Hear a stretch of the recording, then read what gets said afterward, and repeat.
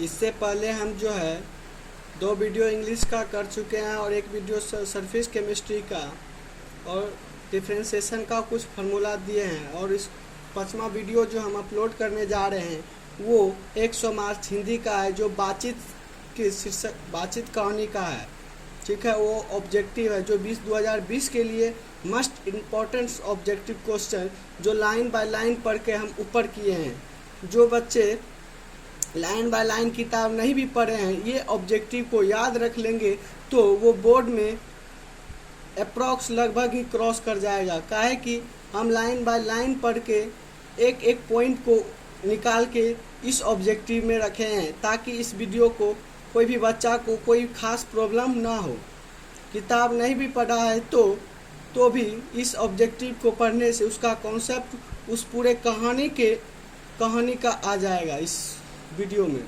जैसे कि हम बातचीत के बारे में पढ़ते हैं। बातचीत का जो शीर्षक है, शीर्षक का नाम, इसके शीर्षक रचनाकार है, बातचीत शीर्षक के रचनाकार है बालकृष्ण भट्ट। और यह क्या एक निबंध है, यह एक निबंध है और 100 मार्क्स हिंदी का ही पहला चैप्टर है। ठीक है, इसमें पहला क्वेश्चन है बालकृष्ण भट्ट के रचना बातचीत क्या है।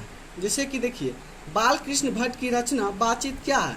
जैसे एकांकी है, कहानी है, यथास्मरण है, ललित निबंध है, क्या है। यहाँ स्पष्ट कह दिए हैं कि ये निबंध है। बातचीत क्या एक निबंध है, इससे स्पष्ट होता है कि ये एक ललित निबंध है। ठीक है, उसके बाद आता है बालकृष्ण भट्ट किस युग के निबंधकार हैं।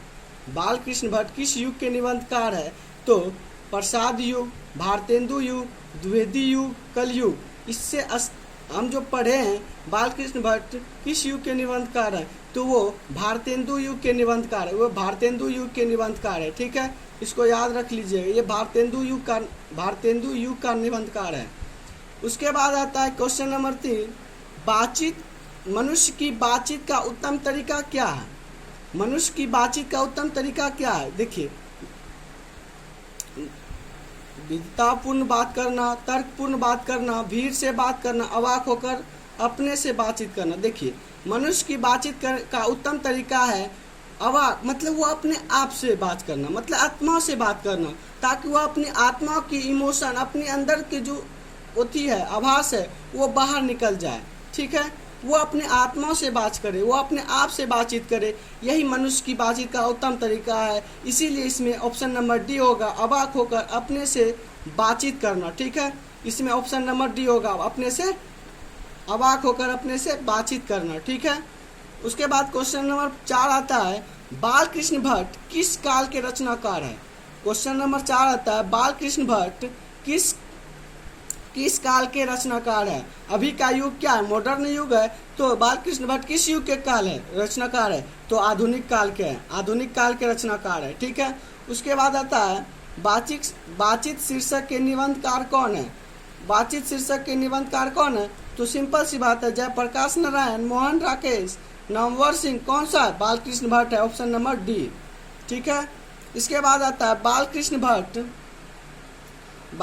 भट्ट ने किस पत्रिका का संपादन किया है। बालकृष्ण भट्ट ने किस पत्रिका का संपादन किया है। बालकृष्ण भट्ट ने, देखिए, एक ऑप्शन नंबर ए है आर्यावर्त, हुंकार, हिंदी प्रदीप, पंजाब केसरी। मैं जो पढ़ा हूँ बालकृष्ण भट्ट ने किस पत्रिका का संपादन किया है, वो ऑप्शन नंबर सी है, ऑप्शन नंबर सी है हिंदी प्रदीप। ठीक है, और उसके बाद क्वेश्चन नंबर 7 पे आता है किसके ना होने से सृष्टि गूंगी प्रतीत होती है। देखिए, मनुष्य के पास सब कुछ रहने के बाद, धन दौलत, आँख कान बल शक्ति सब कुछ रहने के बाद सृष्टि गूंगी होने का कारण, मतलब इससे साफ स्पष्ट होता है कि उस मनुष्य के पास क्या नहीं हो सकती, बात करने की शैली। वो मनुष्य क्या का वाक शक्ति नहीं हो सकती है। वाक शक्ति ना होने के कारण क्या होता है, सृष्टि कैसे होती प्रतीत होती है, गूंगी प्रतीत होती है।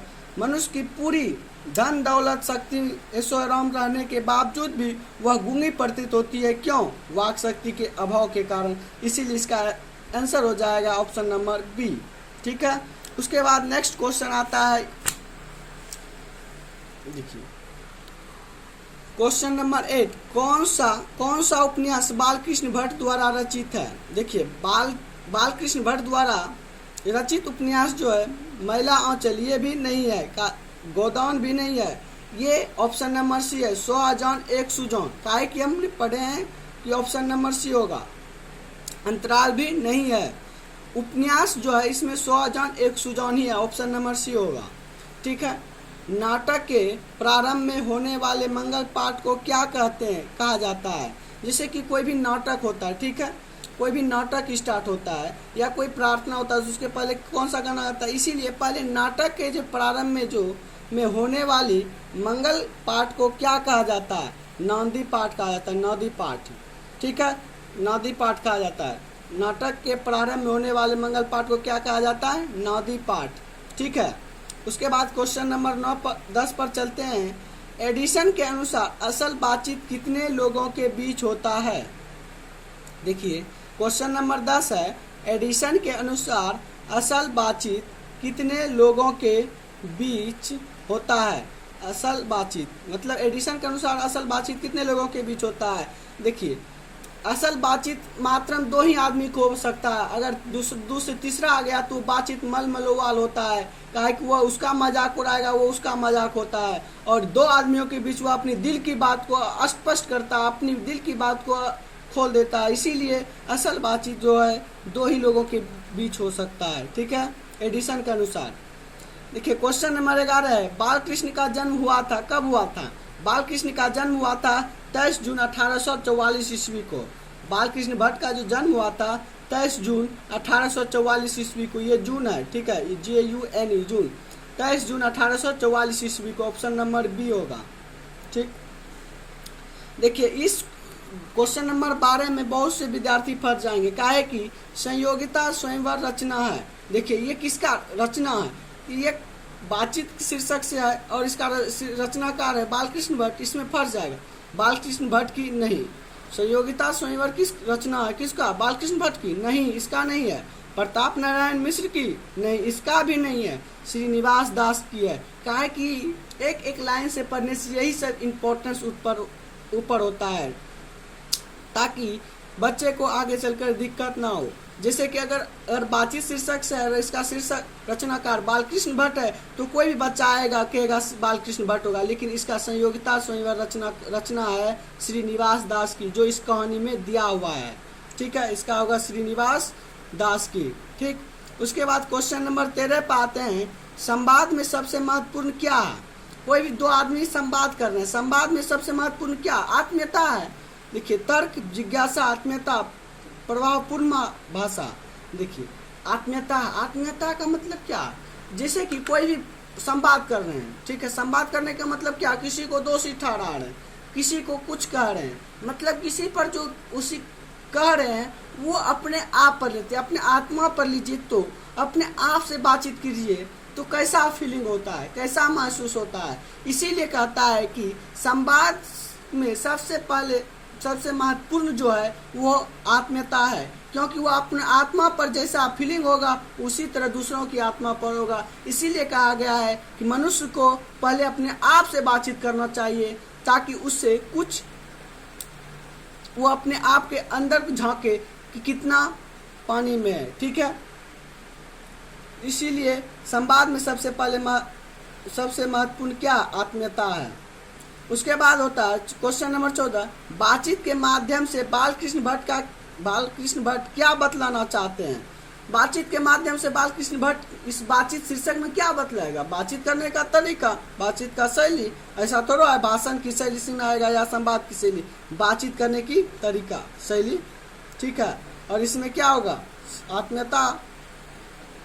और क्वेश्चन नंबर आते हैं 15, भट्ट जी को किसने अंग्रेजी साहित्य के एडिशन और स्टील की श्रेणी में रखा? देखिए भट्ट जी को किसने अंग्रेजी साहित्य के एडिशन और स्टील जैसे विद्वान की श्रेणी में रखा है? किसने रखा है? हजारी प्रसाद द्विवेदी, डॉक्टर नागेंद्र, रामचंद्र शुक्ल, रामविलास शर्मा। ये होगा, इसका होगा रामचंद्र शुक्ल ने रखा है। भट्ट जी को किसने अंग्रेजी साहित्य के एडिशन और स्टील के श्रेणी में रखा है? तो रामचंद्र शुक्ल ने रखा है। देखिए, रामविंसन क्रूसो ने 16 वर्ष के उपरांत किसके मुख से एक बात सुनी? देखिए, ऐसा ऐसा कोई हो ही नहीं सकता है। रामविंसन क्रूसो जो है सब लाखों करोड़ों में एक है। क्या है कि वो 16 वर्ष के उपरांत ही वह किसी के मुख को देखा और उससे बातचीत किया। ठीक है, ऐसा ऐसा कोई हो ही नहीं सकता। इसीलिए रामविंसन क्रूसो कोई कुछ खास तो है, उसमें कुछ तो खासियत तो है। और वह बातचीत भी क्या तो कैसे क्या? फ्राइडे के बात सुनी। किसके बात सुनी? रामविंसन क्रूसो ने 16 वर्ष के उपरांत किसके मुख से एक बात सुनी? वो फ्राइडे के मुंह से बात सुनी। जो फ्राइडे बहुत बड़े साइंटिस्ट है, उसके मुख से ये बातचीत सुनी 16 वर्ष के उपरांत। क्वेश्चन नंबर 17 पाते हैं, आर्ट्स ऑफ कन्वर्सेशन कहाँ के लोगों में सर्वाधिक प्रचलित होता है? पहले तो आप ये जान लीजिए कि आर्ट्स ऑफ कन्वर्सेशन का मतलब क्या होता है। आर्ट्स ऑफ कन्वर्सेशन का मतलब होता है बातचीत करने की तरीका, शैली, कैसी बोली जाए ताकि आप इम्प्रेस हो जाए कि ये बातचीत जो है ना मस्त है, इम्पोर्टेंट है, करेक्ट है। ठीक है, और यही बातचीत इस जगह पर होना चाहिए, अन्यथा दूसरा नहीं। यही है आर्ट्स ऑफ कन्वर्सेशन का मीनिंग, मतलब बातचीत करने का तरीका और शैली। ठीक है, और यह जो है सर्वाधिक प्रचलित है।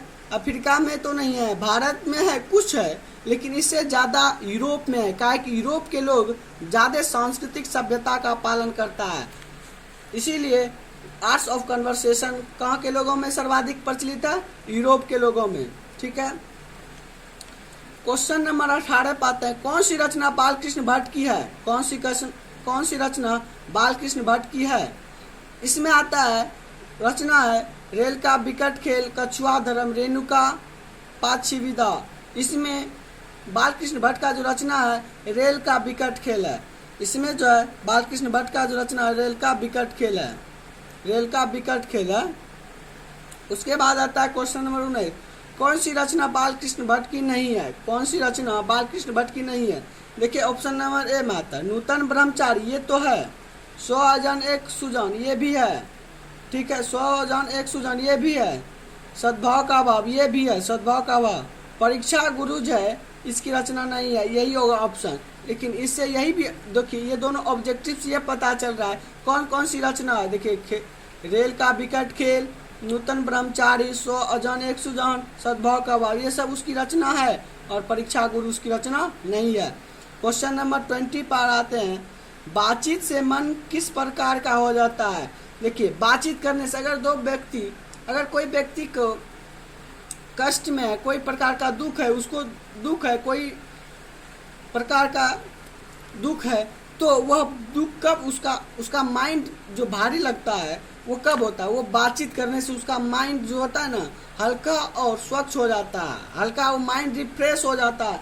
अगर हम अपनी दुख को दूसरे को शेयर करते हैं तो वो बोझ जो होता है, बोझ के समान होता है, वो हल्का हो जाता है। इसीलिए कहता है बातचीत से मन किस प्रकार का हो जाता है। अगर एक व्यक्ति के पास दुख दर्द है, वो अगर दूसरे को शेयर कर देते हैं तो उसका मानसिकता पर कोई असर नहीं पड़ता, और उसका मानसिकता जो है स्वच्छ और हल्का हो जाता है। और इसका ऑप्शन नंबर देखिए, क्रोधपूर्ण, बोझिल और भारी, हल्का और स्वच्छ, इनमें से कोई नहीं। तो बताइए कौन सा हो सकता है? ऑप्शन नंबर सी, हल्का और स्वच्छ पूर्ण होगा। ठीक है, बोलने से ही मनुष्य के रूप का साक्षात्कार होता है, यह किसने कहा था? देखिए, इसमें जो क्वेश्चन आ गया ये मस्ट इम्पोर्टेंट है, ये सब्जेक्टिव में है, इसका एक्सप्लेनेशन अगले वीडियो में करेंगे। बोलने से ही मनुष्य के रूप का साक्षात्कार होता है, यह किसने कहा है? बोलने से देखिए, कोई भी मनुष्य जो उसका जो पूरे ब्यौरा आ जाता है कि ये किस फैमिली से बिलोंग्स करता है, कैसा नेचर है, कैसा कैरेक्टर है, कैसे पता चल जाता है उसका। जो जैसे कि जाते हैं कोई भी एग्जाम में, उसका पहले क्या होता है, लेते हैं, क्या कहते हैं, इंटरव्यू क्यों लेते हैं? ऐसा थोड़ा है कि इंटरव्यू लेता ही क्यों है? एग्जाम से सब पूरा क्वालिफाई, बड़े एग्जाम के लिए, बड़े बड़े परीक्षाओं के लिए क्या कहते हैं, वही इंटरव्यू लेते क्यों है? इंटरव्यू इसीलिए लेता है, उसका क्वालिटी, इसमें क्या खास है, क्या इक्वलिटी है, यूनिक है, क्या इसमें विशेषता है, ठीक है, इसीलिए जो है उसका क्या लिया जाता है, इसीलिए जो है मनुष्य जो एग्जाम देने के बाद भी इसका क्या लिया जाता है,